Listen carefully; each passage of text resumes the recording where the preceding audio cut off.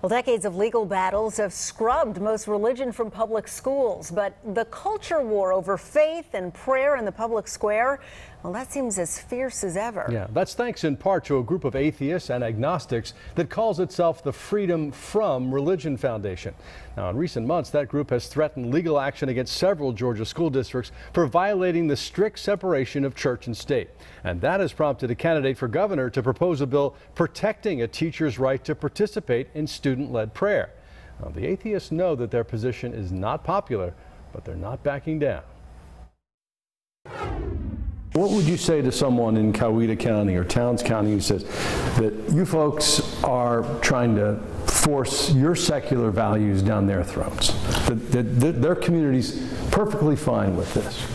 Well, the problem there is we want people to adhere to the existing laws, and the existing laws forbid that. Mark Banks is an atheist, one of about 500 Georgia members of the Freedom From Religion Foundation, a Wisconsin-based group that describes itself on its website as proudly professional pains in the since 1978. Our Constitution is a secular document, as much as people don't want to admit it. Banks and I sat down in the pews of a former Civil War-era church in Smyrna that's now the Atlanta Free Thought Hall, where he and other non-believers meet. The foundation has made waves all over Georgia in recent months, firing off warning letters to school superintendents in Towns, Hancock, and Carroll counties and Rome City schools over complaints from local parents about religion on school grounds.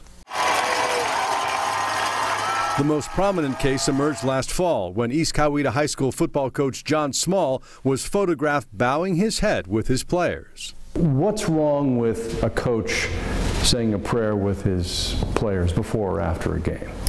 Well, you're talking about a public school situation, yeah. And in the public schools, that has been, forbidden for quite a few years. Actually, it's gone to the Supreme Court in many cases. Bowing your head to participate in student-led prayer, you're telling me that we as a country are going to accept the fact that's not okay?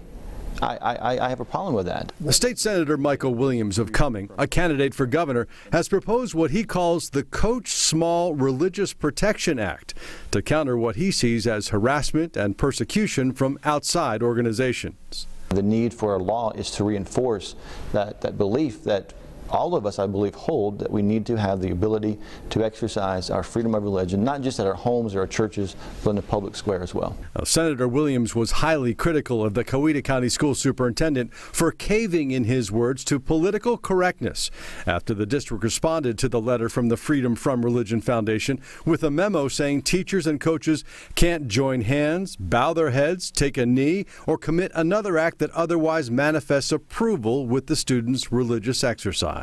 The fact of the matter is he did cave, and we need people that are not going to cave underneath the pressure like this. But the law puts school leaders in a bind. The foundation complained when a parent in Towns County read Bible stories in a kindergarten class, prompting the superintendent there to remind teachers where the line is.